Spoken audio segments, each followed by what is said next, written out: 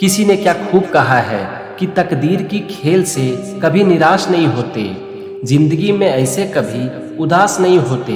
हाथों की लकीरों पर क्यों भरोसा करते हो, तकदीर तो उनकी भी होती है जिनके हाथ नहीं होते। दोस्तों, आपको इस दुनिया में बहुत से लोग ये कहते हुए मिलेंगे कि मेरी किस्मत खराब है, उसकी किस्मत अच्छी है, या फिर मेरी किस्मत अच्छी है, उसकी किस्मत खराब है। लेकिन क्या किस्मत अच्छा या फिर खराब होता है? हम अपने जीवन में क्या करेंगे, कहाँ तक जाएंगे, ये कौन तय करता है? क्या ये हमारी किस्मत तय करती है? अगर हमारी सफलता या फिर असफलता हमारी किस्मत तय करती है, तो हमारा किस्मत कौन लिखता है? हम लिखते हैं या फिर भगवान लिखते हैं? अगर आप किसी के बारे में ये कहते हो कि उसकी किस्मत अच्छी है, तो एक बार जरा सोचो कि क्या उस इंसान की किस्मत हर समय अच्छी होती है? आप ज्यादातर देखोगे कि हम किस्मत को ना किसी भी एक चीज से जोड़ देते हैं। अगर वो हुआ तो किस्मत अच्छा, और नहीं हुआ तो किस्मत खराब। मतलब कि अगर कोई भी चीज वैसा होता है जैसा कि हम चाहते हैं, तो हमारी किस्मत अच्छी हो जाती है, और अगर वैसा नहीं होता है जैसा कि हम चाहते हैं, तो हमारी किस्मत बुरी हो जाती है। लेकिन क्या ये नजरिया सही है? एक बात को जान लो कि आपके जीवन में चाहे आप कितनी भी मेहनत क्यों न कर लो, लेकिन हर समय वैसा नहीं होगा जैसा कि आप चाहते हो।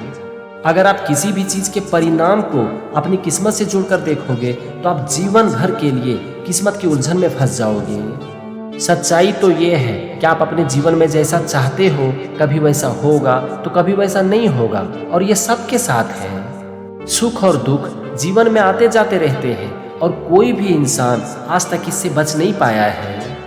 गोकुल में जब भगवान श्री कृष्ण माता यशोदा के घर अपनी बाल लीलाएं कर रहे थे, तो उस समय देवकी माता कंस के अत्याचार के कारण जेल में बंद थी। तो एक बार राधा भगवान श्री कृष्ण से कहती है कि प्रभु, आप दोनों माताएं यशोदा और देवकी के साथ एक तरह का न्याय नहीं कर रहे हैं। देवकी मैया ने आपको जन्म दिया, लेकिन वो आपके मुख को देखने के लिए तरस रही है, और वहीं पर स्नेह और ममता का सारा सुख माता यशोदा को मिल रहा है।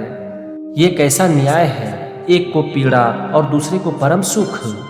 तो इस पर भगवान श्री कृष्ण कहते हैं कि जिसे तो माता देवकी की पीड़ा कह रही हो, वो उनकी तपस्या का शेष भाग है। कुछ दिनों के बाद उन्हें भी परम सुख की प्राप्ति होगी, और माता यशोदा का जो परम सुख तुम्हें दिखाई पड़ रहा है, उसका भी थोड़ा ही भाग रह गया है। जब तक हम गोकुल में हैं, तब तक ये परम सुख माता यशोदा को प्राप्त होगा, और जैसे ही हम मथुरा चले जाएंगे, तो यही परम सुख माता देवकी को प्राप्त हो जाएगा। दोस्तों, यहाँ पर हमें एक बात समझ में आती है कि किसी भी इंसान की किस्मत हर समय अच्छी या फिर हर समय बुरी नहीं होती। इसीलिए आप अपने जीवन में एक काम जो सबसे अच्छा कर सकते हो, वो ये है कि आपको जो मिला है उससे कभी भी ना अपनी किस्मत को मत जोड़ो, क्योंकि आज जो आपको मिला है वो कल खो भी सकता है। और जीवन में कभी कभी कुछ ना मिलना ही कुछ मिलने से अच्छा होता है। KFC की कंपनी जब चाइना आई थी, तो जैकमा ने जॉब के लिए अप्लाई किया था, उन्हें जॉब नहीं मिला। अब जरा सोचो कि अगर उन्हें जॉब मिल जाता तब क्या होता? अगर KFC कंपनी में उन्हें जॉब मिल जाता, तो क्या वो कर पाते जो कि उन्होंने किया है? इसीलिए कभी भी परिणाम को ना अपनी किस्मत से मत जोड़ो।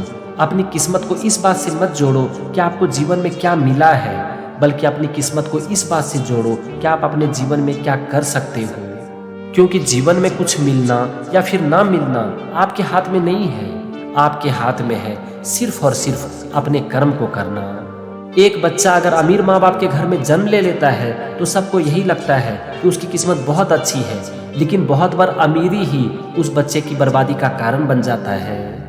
इसी तरह से एक बच्चा अगर गरीब माँ बाप के घर में जन्म ले लेता है, तो सबको यही लगता है कि उसकी किस्मत तो बहुत बुरी है, लेकिन बहुत बार ऐसा भी होता है कि वही बच्चा अपनी गरीबी को ही अपनी ताकत बना लेता है, जीवन में संघर्ष करता है, और कुछ ऐसा करके दिखा देता है जो कि खुद उसने भी कभी सपने में भी नहीं सोचा होगा। उस बच्चे का संघर्ष उसे जीवन में इतना मजबूत बना देता है कि जीवन की कोई भी परिस्थितियां चाहे कितनी भी बुरी क्यों ना हो, उसे कभी भी अंदर से तोड़ नहीं पाती है। वो जीवन की हर परिस्थितियों को आराम से झेल लेता है और जीवन में सुखी रहता है।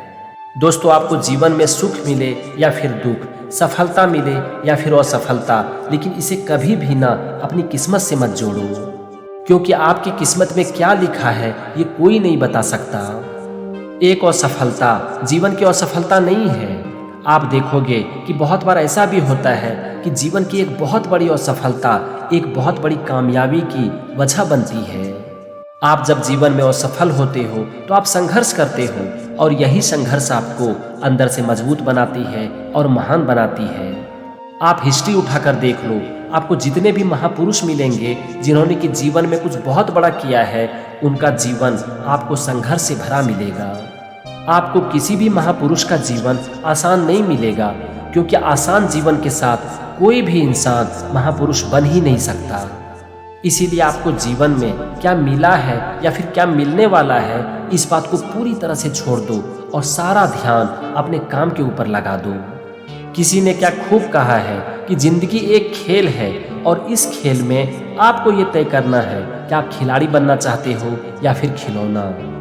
अगर आप खिलाड़ी बनना चाहते हो तो अपने पूरे ध्यान को, जो कि चारों तरफ भटक रहा है, हर जगह में बढ़ चुका है, उसे समेटो और इस मोमेंट में लेकर आओ और अपना पूरा ध्यान अपने काम के ऊपर लगा दो। भगवान ने अगर आपको जिंदगी दी है तो अपने आप को खिलाड़ी बनाओ, एक अच्छा खिलाड़ी।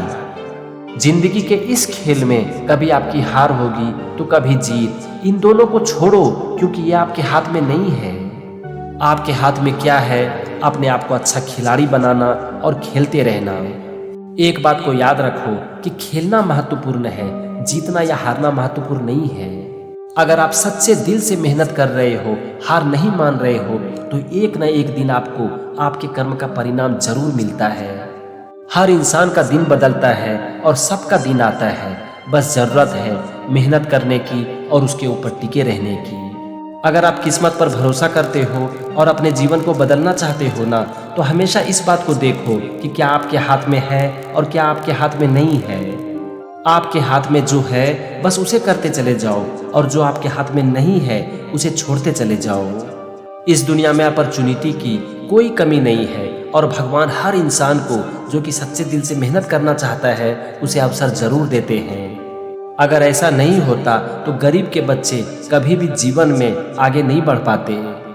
आपको ऐसे बहुत से उदाहरण मिल जाएंगे जहां पर कि लोगों ने गरीबी की लक्ष्मण रेखा को लांघ कर कुछ ऐसा करके दिखा दिया जिसे देखकर लोग अवाक रह गए और ये कहने लगे कि ये कैसे हो सकता है। भगवान इस दुनिया में हर इंसान को अवसर देते हैं, बस जरूरत है उसे पहचानने की, उसे पकड़ने की और उसके ऊपर काम करने की। एक बार एक आश्रम में गुरुजी अपने 4 शिष्यों से कहते हैं कि पानी पड़ रहा है, तुम लोग बारिश की बूंदें थोड़ी इकट्ठा कर लो, ये हमारे काम आएगी। अब चारों शिष्य अपने गुरुजी के कहे अनुसार एक एक बर्तन उठाता है और बारिश की बूंद को इकट्ठा करने के लिए चला जाता है। एक लेता है चम्मच, दूसरा ग्लास, तीसरा लोटा और चौथा बाल्टी। जो जिस साइज का बर्तन लेके जाता है वो उतना ही पानी इकट्ठा कर पाता है। चारों शिष्य अलग अलग मात्रा में पानी इकट्ठा कर पाते हैं। कारण क्या बारिश की बूंद ने भेदभाव किया? क्या चारों के पास समान अवसर नहीं था?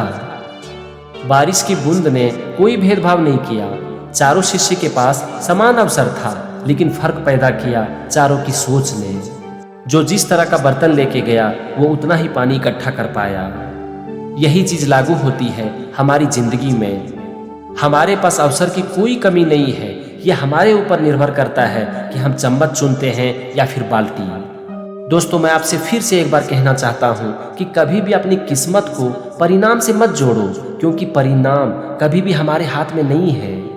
अगर आप अपनी किस्मत को जोड़ना ही चाहते हो तो अपने कर्म से जोड़ो, क्योंकि कर्म करना आपके हाथ में है। और इस बात को हमेशा याद रखो कि आपको आपके कर्मों का ही फल मिलता है। आप जैसा कर्म करते हो आपको वैसा ही फल मिलता है।